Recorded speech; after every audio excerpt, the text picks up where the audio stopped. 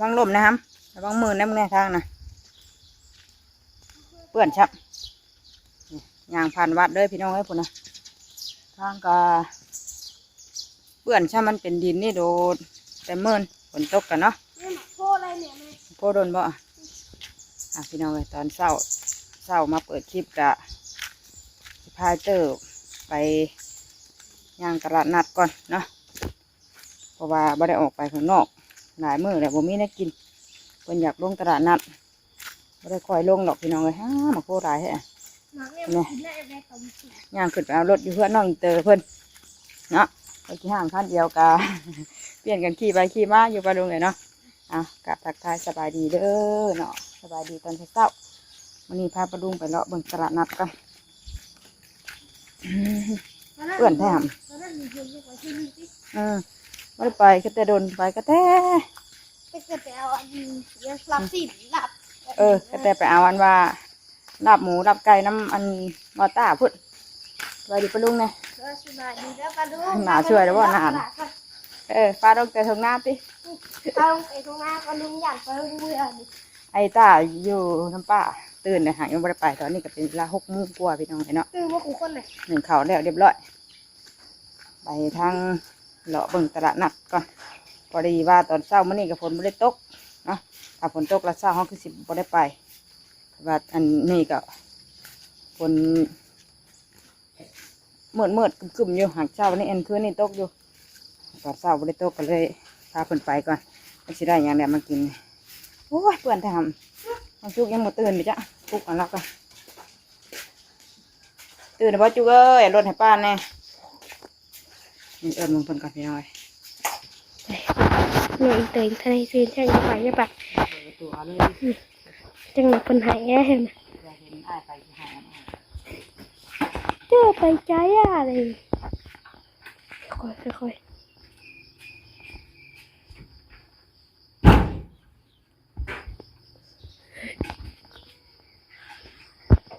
ยินเสียงที่หายไปนะฮันนี่เว้ยตื่นได้เพิ่นเด็ดดีได้มันเม็ดน้ำอยู่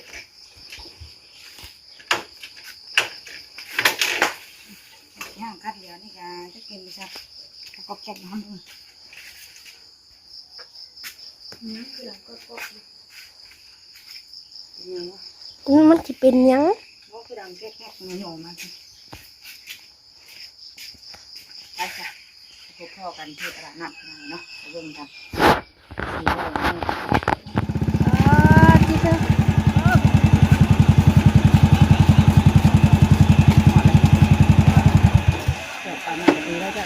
ขนาดนี้ตั้งเป็นเช้าเลยเนี่ยไปเอาเลยนี่ขนาดฝนตกทำได้หนิว่าไว้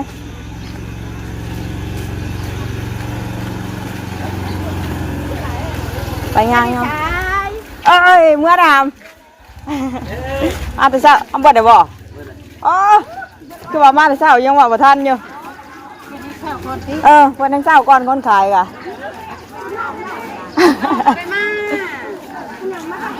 ได้ยังบ่ทันยังงูก็บ่ทันขนาดบ่ทันยังเป็นพวงอยู่เอาแล้วแม่ลูกเจ้าจอยยังมากับชื่อได้บ่หำล่ะมาชื่อติชื่อว่าเนาะตั้งใจมาคือบ่มีหยังเนาะมันเปื้อนคนมาได้ปะลูกถาวไป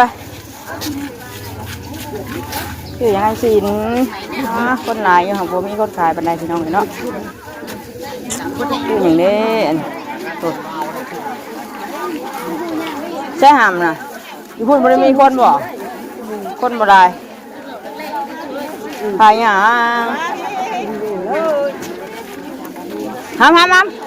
มที่ถ่ะก้าบนถ่าเด้อเอานี่หาอันนี้กัน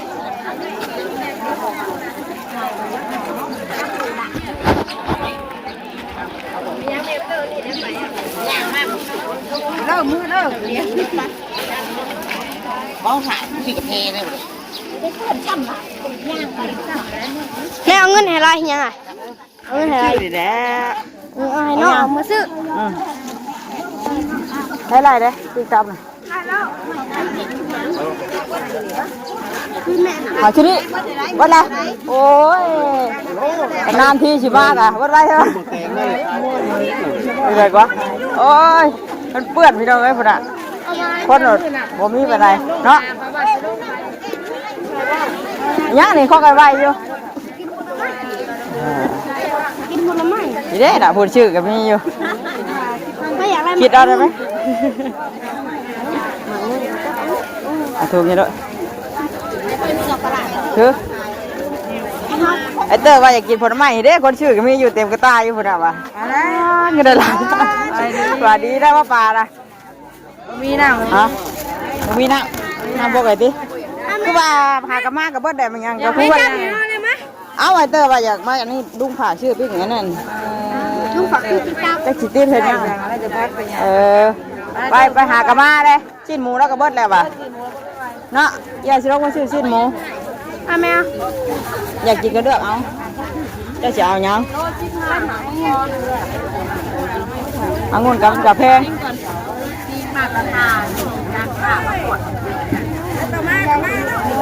เอาได้ไหมเอายังอันหลังใหม่นี่จ้ะฮะกินเนื้อลำไยเบิดเดี๋ยวไหนขวดเดียวนะ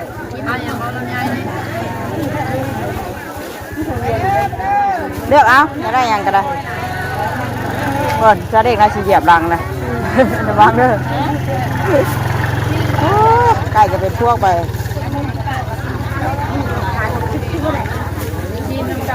มันแข็งนะครับระวังมันหมดแสบเลยเนาะ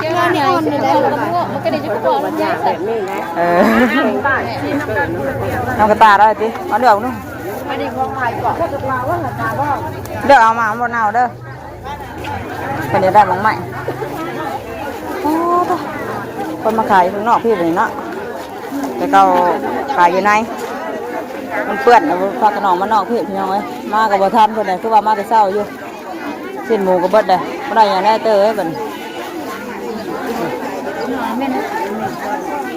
มันแข็งนะครับมันยังโมกขากได้หมานี่นะ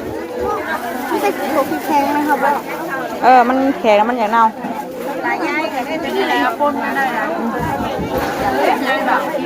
โลเท่าไรเด้มันเงาะมังยังไงละรอโรงเรียนนะอันนี้ก็คือกันบ่แล้วใจบ้างเดี๋ยวเอาไปมากกระบอกเฮ้ยมันแข็งกับมันบ่ได้กินเมื่อก็บ่ได้กินว้าวเนาะเขาบอกว่านี่มันยังเขาเป็นเดี๋ยวเอารถได้ไหมใช่ไหมหายใจเงินอ้าวพี่ไก่ตัวนี้ยังแค่ตัวนี้ได้ชิ้นหมูตัวนี้ก็ยังอยู่เจ้าหนึ่งเบิดได้ยังเจ้านี้เต็มอยู่พี่น้องเลยไปเดือกอะไรไหมมองเลยต้องมีอันติดแข็งเลย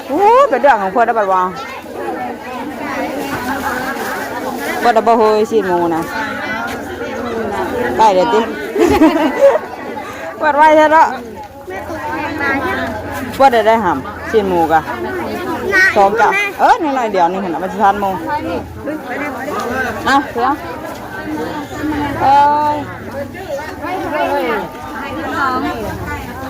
เบิดได้น่ะตอนนั้นก็เอาได้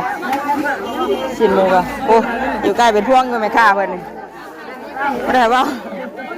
จักเปิดโอ้ยบุญแรงคนหุ่มซื่อนะพี่น้องเอ้ย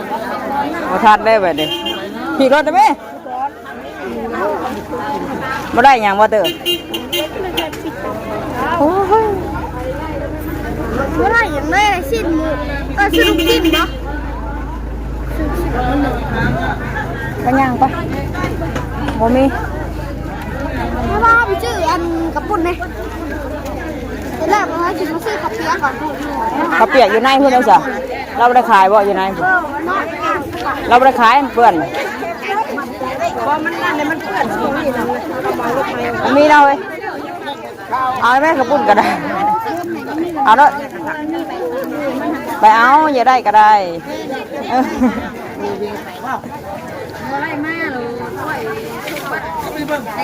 เอาได้ไหม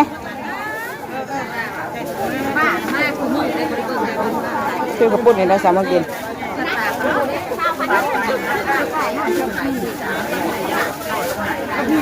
มาพี่มาเอานำ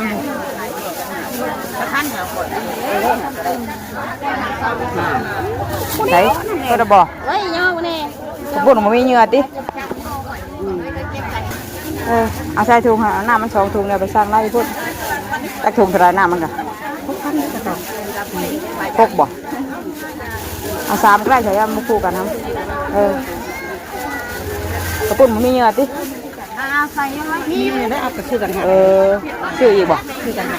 อีก 3,000 4,000กันบอกแล้วเราไปยึดไป แต่เก่าคือใส่กันกันเนาะเอาเห็ดไปนะทำขายดี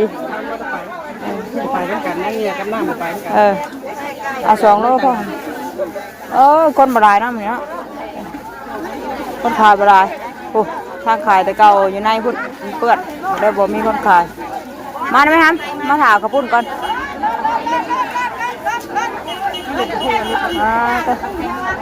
สิประมาณนี้พี่น้องเนาะขายสินหมูกับเบิด2 เจ้ากับเบิดมันท่านชักพี่ว่าจะต้องมาซื้อสินหมูมาไว้ปิ้งให้ลูกมาพี่ฮัมถึงเนื้อ เอาโลเด้เขาหาได้โล ข้าวปุ้นให้ได้2 โล โล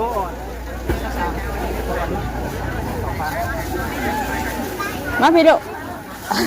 อาจารย์บอกไม่กับว่ามันแข็งดิอย่ามันเน่านะบ่แม่นมันบ่สุกมันแข็งนะมันสีข้างในมันน่ะมันเนื้อมันสีบ่นะ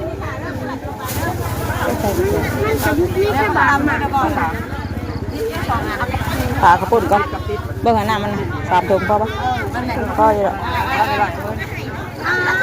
ลุงกับปั้นพี่จมใช่เมียลุงกับรถจะระบายออกไปปั้นวิทย์ขึ้นน้องกับปลาเขาแล้ว ขายดีแล้วจน มันลงเลย ขายดีโพด ได้ ดิ มาถามมันพักกระลำแล้วเราถามเอา4มันกันเอาหมด3สิตัวนี้ได้4 3 4บอก คนขายก็งงคนชื่อก็งงบ่ เนาะ เอาโลบ่ หลายคน แม่จะใส่ติ๊กเขา เดี๋ยวเงินเราอะใส่ฝาอันใส่ที่เขาไงดิ 10,000บ่ ปุ่น2 โลเด้อ เมื่อตามน้องใส่อันเดียวกันแหละอันนี้ไปส่งบน ฮะ ไปส่งอยู่ว่าทางนี้ ก็ได้ไปชงมาเนี่ยยุด เพื่อน เพื่อนครับ ที่รถใหญ่ จักได้มื้อนี้น่ะรถใหญ่แล้วรถใหญ่บ่มีเพิ่นไปเหนือแล้ว ไปได้ แต่ว่าเพิ่นบ่ไปเหนือยังว่าพ่อได้ไปนำเพิ่นแล้ว กระดูกมันนี่ค่ะ บ่ได้ไปคำยุดก็ยุดนำกันกลับไปก็ไปนำกัน จะอยู่กับแบบข้าง จักเชื่อไปหรือบ่ได้มื้อนี้ฟังเบิ่งคือว่าเปื้อนแท้เหรอ เพื่อนเลยทำตุ๊กกินยังเพื่อน เนาะตกมันตกบ่แห้งเนาะถ้าตกแห้งน่ะมันไหลไปเลยใช่ไหม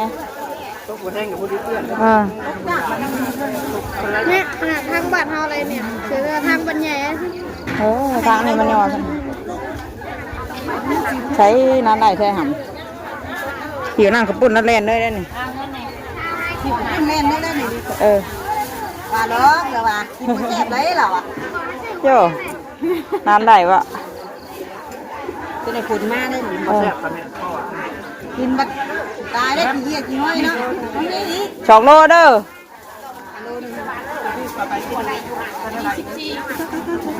โอ้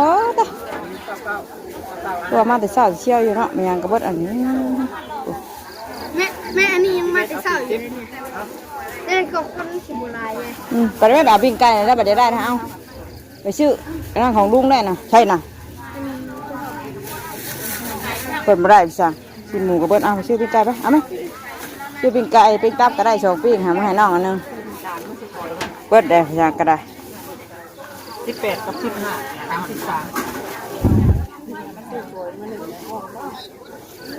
เมาเด้อก่อย 33อยากกินคนเดียวเฮาเลยละเขาไม่ได้กินเฮาได้ เอาได้2 โลเด้อได้แต่บ่ ทะเลาะอยู่น่ะ ปักตัวนั่นขึ้นที่ว่าพ่อ คนเต้นขายดีไผก็ไม่ได้ไปตลาด เอา เลย โลพระเจ้าหาดิอันนี้ปัดไม่หอนโล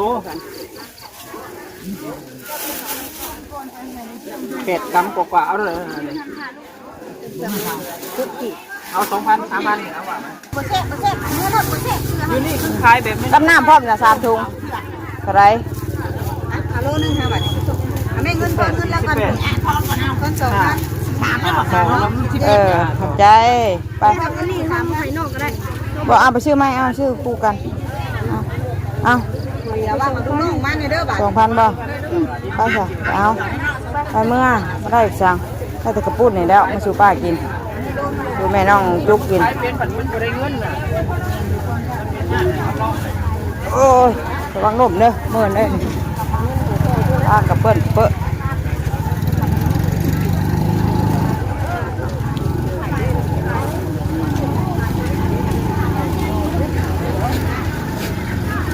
ไอ้เด้อแจ้งเงินไปได้ไปเมื่อบัดนี้ไล่ช่างเนาะไปใช้รถเด้ลงรถแล้วบัดนี้เมื่อพี่น้องไอ้พุ่นน่ะคนกะไล่ซากแล้วแต่ขับปุ้นปิ้งไก่หายยังเฮยตัวนี้หมักลำไยบ่ดูหมักข้อเฮยน่ะข้อกับบานแท้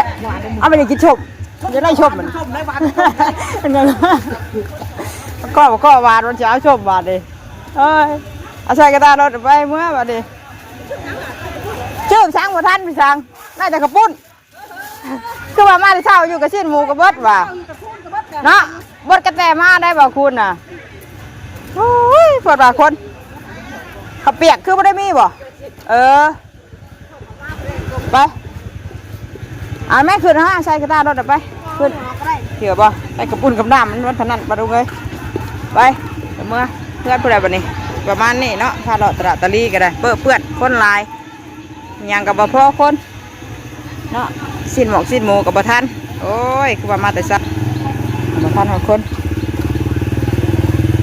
ไปเมื่อเอานอนบ่ดีบัดนี้เถื่อมาเนี่ยได้ฮะได้ไปสั่งตีบ่ฮะได้แต่กระปุ้น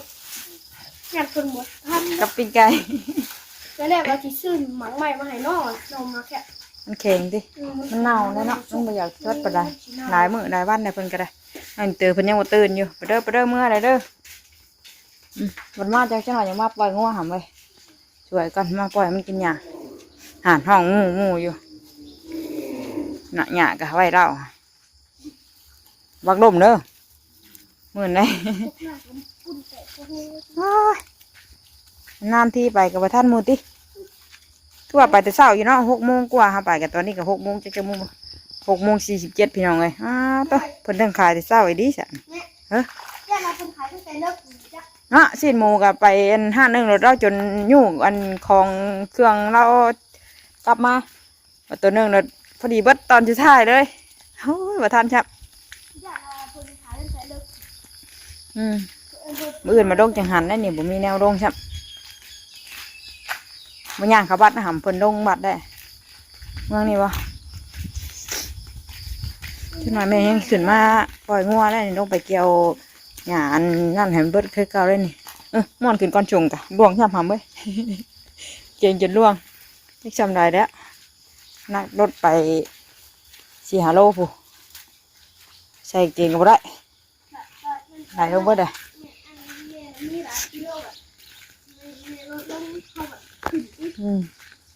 นี่ตื่นแล้วบ่มี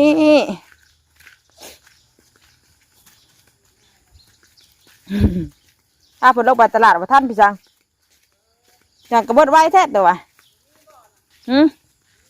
อะไรแต่กระปุ่นน่ะปิ้งไก่เพิ่นนะอันชิ้นหมูบาคูนกะจนยู่มานั่นได้เครื่องขายเพิ่นกะไว้แท้ว่ะบัดอีกห้ามนึงกะพอดีเบิดตอนสุดท้ายอ้าวมีชักเราเกลียแท้คนกะว่ะไผก็ไม่ได้ออกตลาดตอนนี้ว่ามันยาก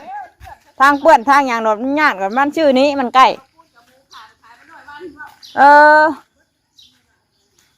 ยันแมนได้สะเนี่ยมาเพิ่งขาหมูกระตูอันยังบ่ฮอดชั่วโมงเบิดไปจ้ะเบิดไว้ไผก็ไม่ได้ออกตลาดตอนนี้มันเปื้อนมันเปื้ออันเพื่อนลูกดูได้ มันจะไปหาเฮ็ดเท่านั้นได้เห็นไหมไอ้ผลพายกับตาไปหาเฮ็ดเช้านี่กับโบนี่เฮ็ดออกมาจากหำเห็นแล้วพายไปพ่อแม่หนึ่งข่าวนะปล่อยยางให้ดุลมเลยนู่นครับไล่ยางไปดูเลยพาเราตลาดกันเลยช่างกระเบิดเนาะขายดีครับมันยามผลรถคนยากไปตลาดตะลี่มานี่ใกล้แต่ว่าเฮากันยังไม่ได้เคยไปกันยังไปเนาะตลาดนัดนี่ไม่ได้เคยไปได้พี่น้องไปก็แต่เอาวันว่า ไปเอาลาบไก่น้ำบาต้าเพิ่นก็ได้ช่วงลำหน้าตะกี้เนาะ เดี๋ยวมึงหอดตอนนี้ จนมาฮอดตอนนี้แหละไปมื้อนี้แหละแต่ว่าสิไปซื้อแนวกินชิ้นหมอกชิ้นหมูเอาไว้ปิ้งให้ลูกวะมันบ่ได้ไปออกข้างนอก เดี๋ยวเราพูด ไปผัดว่าเบิดซับชิ้นหมูก็ได้บ่ได้อีกยังก็เบิด ไปสันมาปลาลูกไปเพียงสำนีก่อนพาเลาะตลาดตะลี่หาซื้อนั้นอยู่ในกินแต่ว่าบ่ได้แต่กระปุ้นเนาะแล้วปิ้งไก่ให้เตอร์เนี่ยปิ้งไก่เอามันล็อกไปผลไม้มาเฮือนป้าแล้วบ่ดูนะไอตอกอยู่หาซื้อยามาให้เพิ่นกินเมื่อคืนนี่กะเป็นไอเป็นหวัดพี่น้องเลยมานอนถ่าเอื้อยยังบ่ตื่น มาไว้บ่มีหยังให้ลูกมีหยังกระเบิดเลยมีหยังกระเบิดเลยเอาเมื่อได้คันเจ้านอนดินอยู่เอ้ยสั่งกระเบิดสั่งกระเบิดเลยฮันไอ้ครับไปพุ่นไปแบ่งให้ป้ากันครับปุ่นนะลูกไปไปทางปุ่นเอาแม่ขันจองนะเมื่อไว้ก้างได้นี่เฮ้ยใครแน่ผลไปตกรัดเศร้ามือเนาะใครอยู่ไปสันลาแล้วไปดูเลยพ่อกระดิกคลิปหน้าเด้อคลิปนี้สบายดีกันบัดสุขคนฝากเป็นกำลังใจในเตอร์คือเก่าเนาะเดี๋ยวจะมาลงไปเกี่ยวหญ้าอีกแหละพี่น้องเอ้ยชีวิตประจำวันแต่ละมื้อเกี่ยวหญ้าให้งัวฝนเมื่อฝนครับแต่ว่ามื้อนี้ใครแน่บริตกตอนเช้าแต่ว่ายังสิตกอยู่หรอกมันมืดคึมๆอยู่ผู้อุ้ยหลายมื้อหลายวันฝนทางเที่ยวเปียกเปื้อนหลายแท้แต่ขี้ตมโมเมนต์แต่ถ้าสมบัติยันล่มแล้วไผก็ยันล่มแล้วแบบนี้เต่าทองบ่ทองพี่น้องไอ้ก็แต่เฮียน ไปนอนแหละสบายดี